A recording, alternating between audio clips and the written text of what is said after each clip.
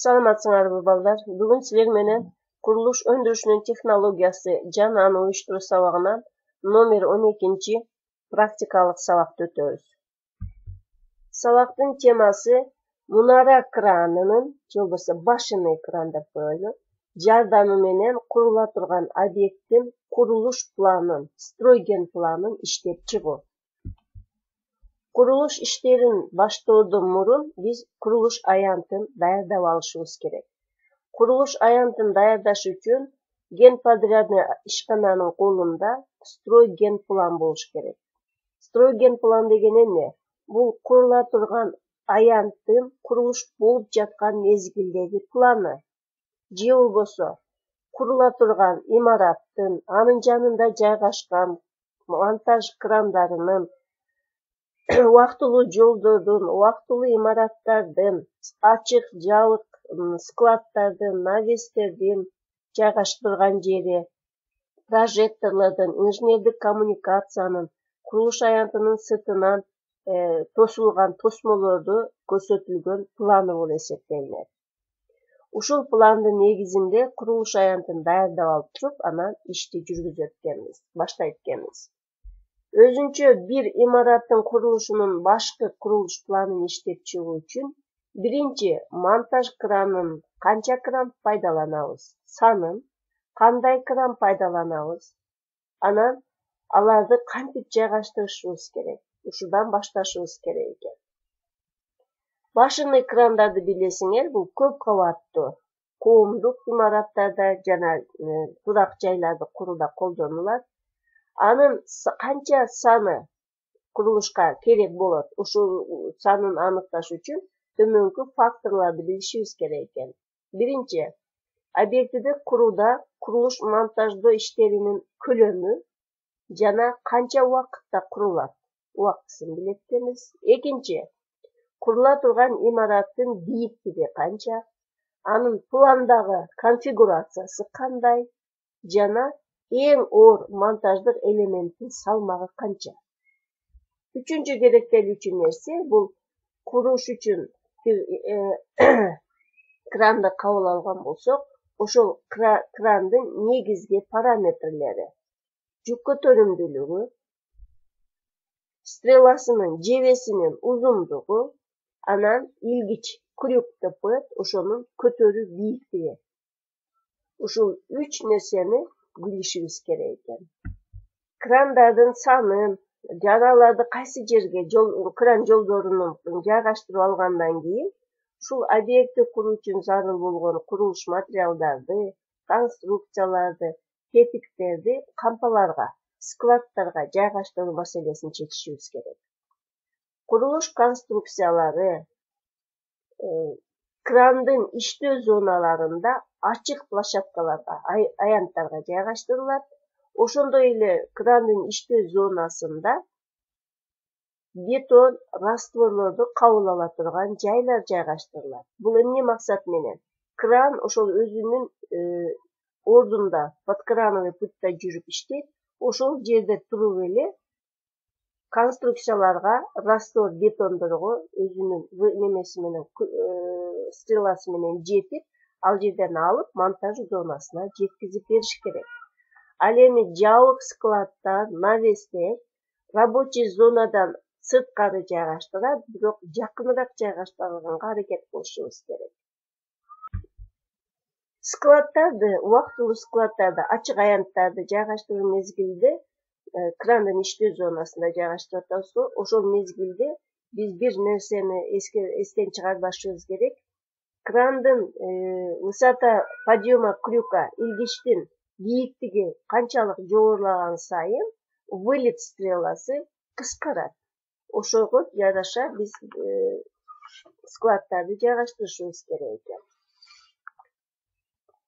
Складдарды жайгаштырып болгондон кийин биз ошол складдарга жүк ташып келе турган транспорттор үчүн жолдорду жайгаштырышыбыз керек. Бул жолдордун эни 3 метрден кем болбош керек, эгерде односторонний боло турган болсо. Эгерде двухсторонний боло турган болсо, 6-8 метрге чейин болуш керек экен. 3 метрлик жолдордун проекттери долбоорлоп жатканыбызда атайын жүктөрдү түшүрө турган жерлерге 1,5 метрден кем болбогон энинде атайын полоскаларды калтырышыбыз керек экен. То есть бул жерге машиналар келип турат экен дагы жүктү түшүргөнгө чейин. Бул жагынан башка машиналар ары бери өтө турган жол болуш керек экен. Строген планды кандай кылып сызып баштайбыз? Биринчи кезекте бизге бөлүнгөн участоктун планы керек. Мына сүрөттө көрүп турасыңар, планды берилиптир. Бул ген план деп аталат. Кайсы жерде жайгашканын көрсөтүп атат. Мына жерде көчөлөр экен, бул жерде көчөлөр. Мына биздин курула турган зданиябыз, мына 1 деп турат да, мына курула турган зданиябыз. А мынагылар болсо существующий зданиялар. Значит, биздин территория мынагу сызыктын ичинде экен. Биринчи территориябызды аныктап алдык. Эми ошол территорияга биздин зданиябызды сызып алгандан кийин ошол зданияга монтаждоо механизмин привязка кылышыбыз керек, байланышыбыз керек. Кантип байланат? Биринчи кранды тандап алышыбыз керек. Экинчи ошол тандап алган кранды поперечный тигинен жана продольный туурасынан курулуп аткан имаратка краныбызды байлашыбыз керек экен, привязка кылышыбыз керек. Үчүнчү, крандын зона действияларын аныкташыбыз керек. Жүк көтөрүүчү крандар негизинен 3 параметр менен тандалат. Биринчиси бул крандын жүк көтөрүмдүүлүгү, экинчиси крандын жебесинин узундугу жана жүктөрдү көтөрүү бийиктиги, анан үчүнчү экономикалык көрсөткүчтөр менен. Биринчи параметрге токтолсок, крандын жүк көтөрүмдүүлүгү. Аны аныкташ үчүн төмөндөгү формуланы пайдаланабыз. Бул жерде биринчи максимальный масса поднимаемый конструкция дейт. Ошол зданияны куруп атканда эң оор конструкциянын салмагы. Экинчиси грузозахватный приспособление дейт. Конструкция өзүн эле көтөрбөйт да, крюка илиш үчүн атайын приспособлениялар болот. Строптор, траверсалар. Алардын да салмагы бар, өзүлөрүнүн веси бар. Ошол весин кошот экенбиз. Анан үчүнчү масса тара дейт. Бул качан эгерде кирпичтерди көтөрүп атканда же болбосо бадьяларга куюп бетон растворлорду көтөргөндө ошондо тара деп аталат. Ошол поддондор, бадьялардын да массасы кошулуш керек экен. Ушунун суммасы канча чыкса, бизге грузоподъемность краны ошондон кем болбош керек экен. Ашыкча болсо болот, бирок эч качан кем болбош керек. Высота подъема крюка. Крандын жүктөрдү көтөрүү бийиктиги мына формула менен аныкталынат. Аш крюка. Биринчи, бул высота опоры деп, кайсы жерге монтаж кылынып атат. Экинчи, ортосунда запас болуш керек, 2-3 метр. Андан сырткары, үчүнчүсү, высота элемента, монтаж кылып аткан элементтин высотасы. Анан кийинкиси, төртүнчүсү высота страховки дейт. Страховканын высотасы. Ушул 4 бийиктикти кошкондо биз высота подъема крюканы аныктайт экенбиз. Длина стрелы дегенде түшүнүк бар. Длина стрелы мына L крана деп турат го. Бул эмнелерден туруп атат? Б стрела менен зданиянын, курулуп аткан зданиянын эң чекесиндеги расстоянияга. Андан кийин С деген бул курулуп аткан зданиянын ширинасына барат. Кранды жана крандын алдындагы жолдорду курулуп аткан имаратка тегинен привязка жасаш үчүн мындай шарттар аныкталыш керек экен. Биринчи кезекте необходимый рабочий вылетти аныктап алабыз, РД. Бул B плюс S'ке барабар экен. Бул эгерде краныбыз башнясы айлана турган мунарасы менен болсо. S деген эмне? Бул крандын от оси вращения крана дейт до ближайшей оси здания. А плюс N плюс Rn. N габарит приближения, Rn наибольший радиус поворотной части крана со стороны. Много немелерде азыр мен силерге сүрөттөн схемасынан көрсөтөм. Мына схемага көңүлүңүздү бургула. Мына N деген зданияның выступающей частинан поворотный крандын поворотный немесине чейинки аралык. Крандын подкрановый путтун немеси атайын справочник бар, ошол справочникте берилет ширинасы. Ширина подкрановый пути канча, грузоподъемность канча, вылет стрелы канча, ошол жерден тандап алсак болот. Мыналар болсо чертеждо берилген. Мына А, Б'лар чертеждо берилген. Высоталар да чертеждо берилген. Но графикке көңүлүңүздү бургула. Мына жерде вылет стрелы берип атат. По X осында, анан Y грузоподъемность, анан высота подъема крюка.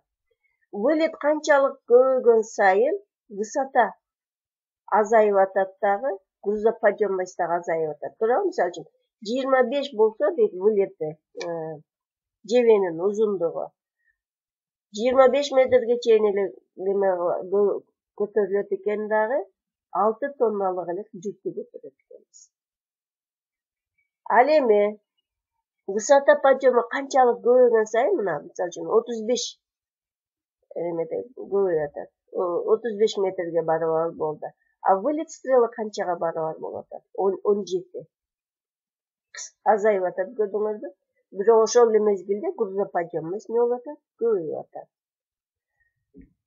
Крандын технический характеристикалары да бир жолу кайталайт. Атайын справочник бар, строительный краны деген. Ошол жерде бар, ошондон алабыз. Бул схемада биз кранды продольный, мына вдоль зданияга привязка кылуу схемасын көрүп турабыз.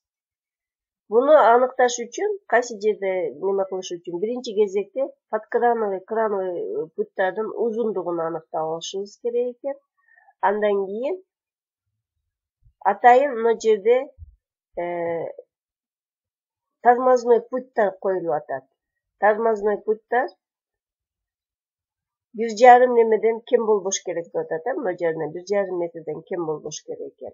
Бул немени төмөн жогорку могу формула менен аныктайбыз дагы.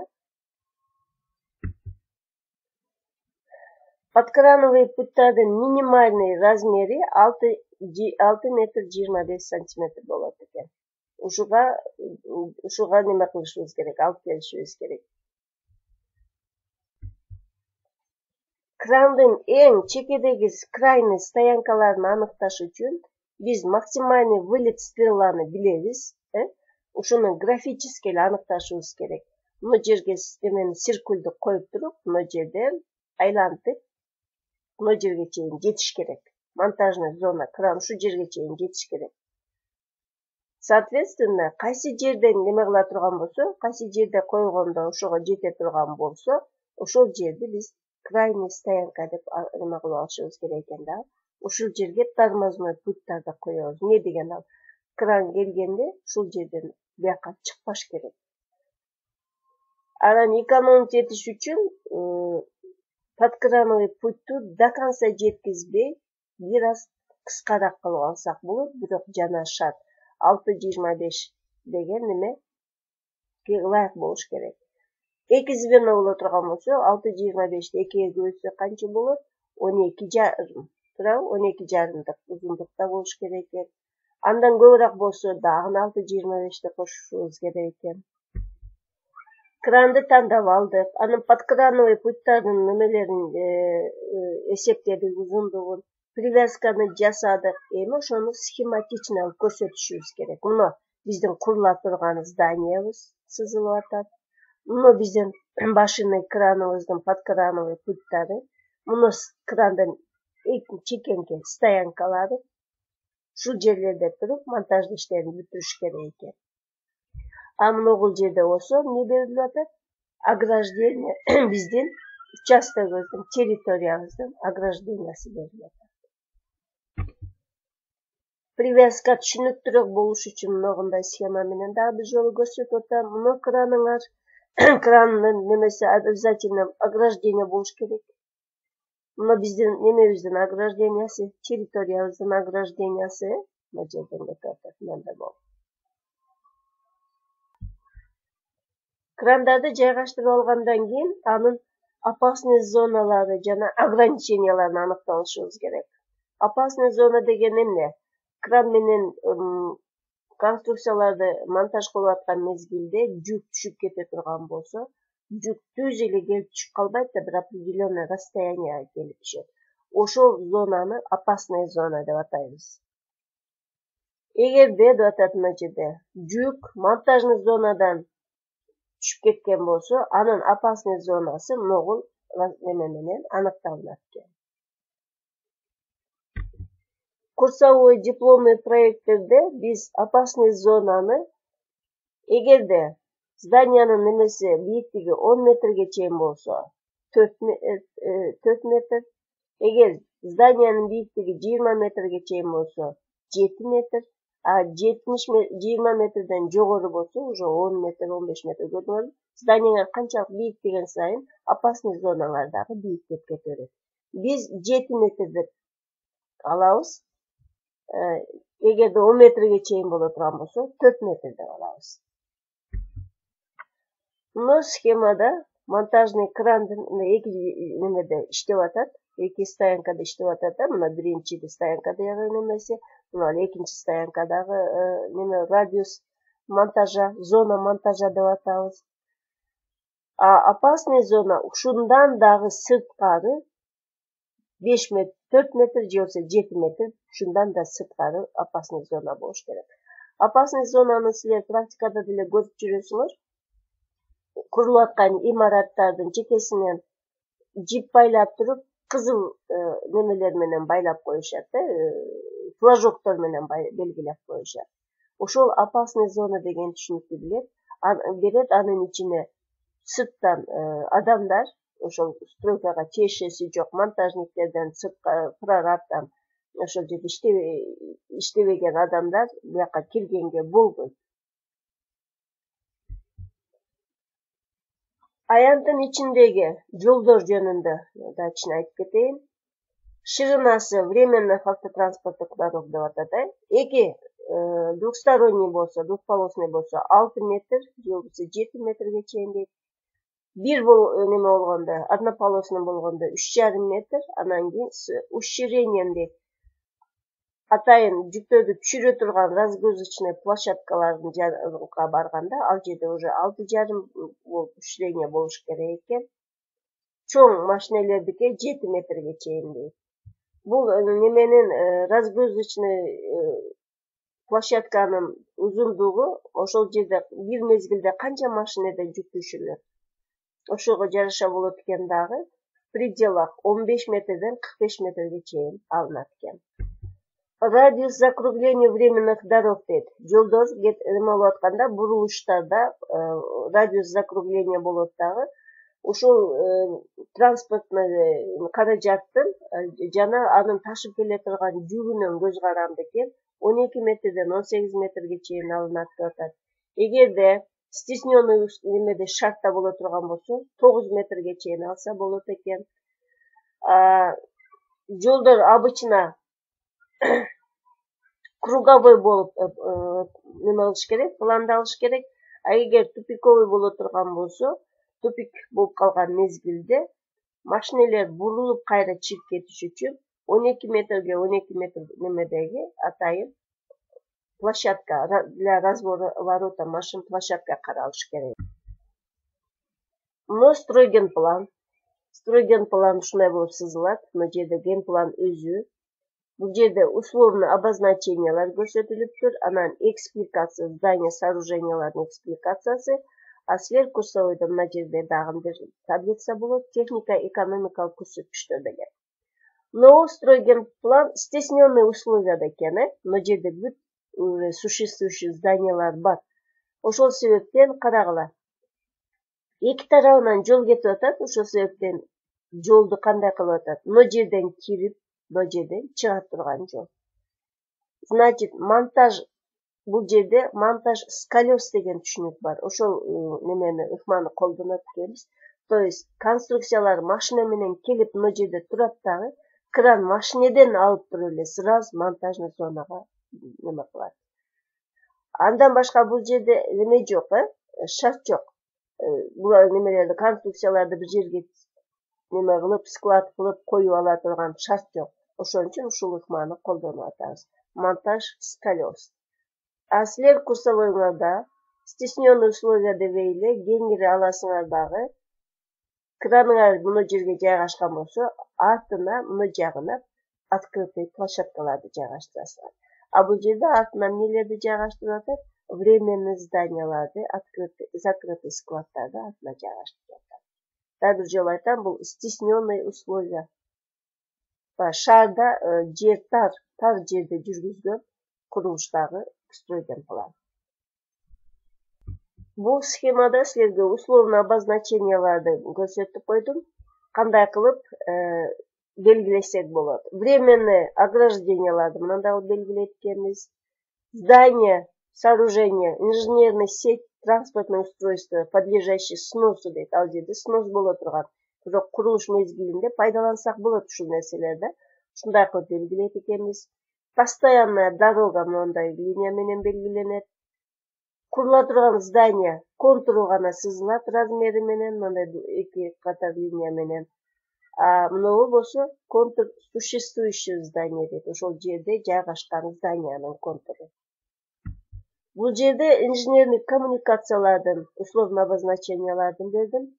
Мынагу водопроводдуку, бу канализацияныкы, мынагу кабелдердики, а мынагу болсо воздушный линия электропередача эгер боло турган болсо ушундай кылып көрсөтөбүз.